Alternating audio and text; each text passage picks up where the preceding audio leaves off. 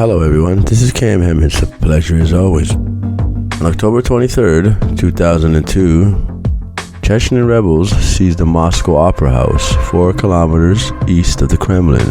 They demanded an end to the Second Chechen War. The Chechens demanded an end to the war on their homeland, the second such war in 10 years. The First Chechen War, a war of independence, the Chechens fought to free their homeland. They lost that war, and so Vladimir Putin used this victory to eventually become president. Once he became president, he waged the Second Chechen War, a war so devastating that Grozny looked like Gaza.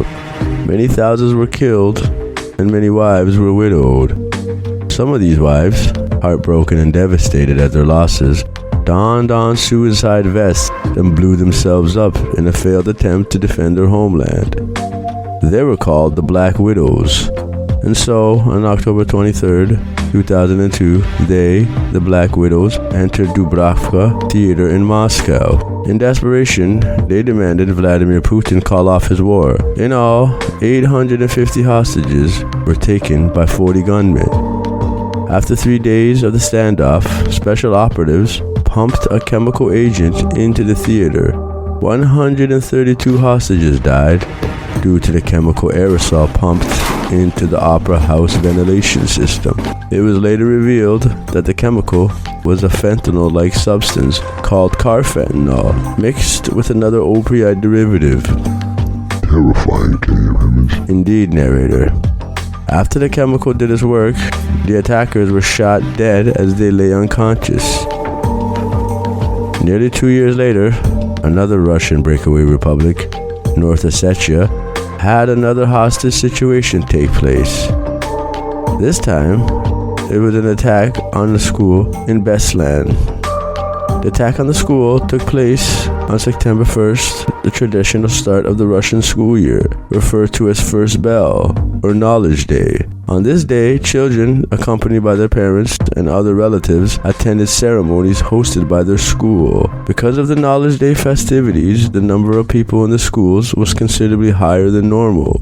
Early in the morning, a group of several dozen heavily armed national guerrillas left a forested encampment located in the vicinity of a village in the nearby Republic of Ingushetia, east of North Ossetia and west of war-torn Chechnya. They wore green military camouflage and black balaclava masks, and in some cases were also wearing explosive belts and explosive underwear. The attackers took approximately 1,100 hostages.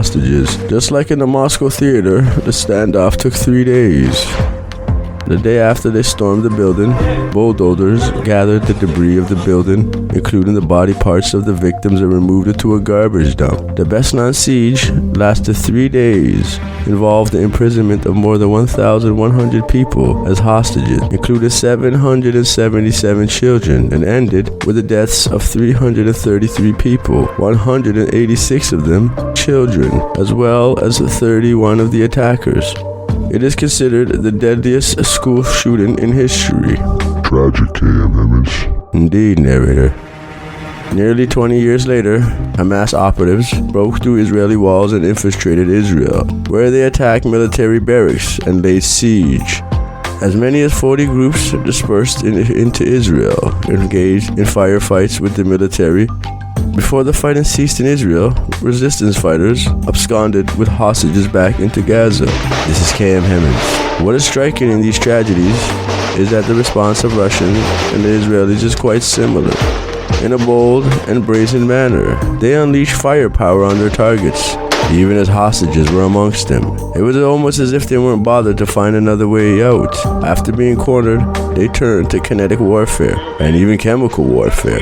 All 3 of these tragedies have similar national independence root, and one man's freedom fighter is another man's terrorist. These events highlight a stark difference in hostage negotiation. Think of the movies with hostages negotiations, megaphones and telephones speaking to the hostage takers, trying desperately to find out a way out of this catastrophe. But this is in the movies, and who's to tell who's the good guys or the bad guys? Instead of saving your hostages, there is another way. Another tool used is called the Hannibal Directive. It is named after the Carthaginian leader, Hannibal, who drank poison rather than be taken alive by his enemies. Now this is where you need to pay attention. The Hannibal Directive is a show of force, where you kill your hostages so your enemies have no leverage to negotiate. Not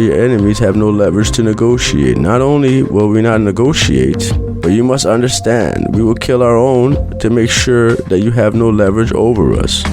Gas in a theater, a shooting in an elementary school with the military, while it's filled with children. It was said that the Israelis killed the vast majority of their own civilians, not Hamas. Their generals are on record saying that they invoked the Hannibal Directive. Why do you think they're bombing Gaza, even with their own hostages there? They invoked the Hannibal Directive. It was later revealed that hundreds of civilians were killed by their own military forces. They invoked the Hannibal Directive.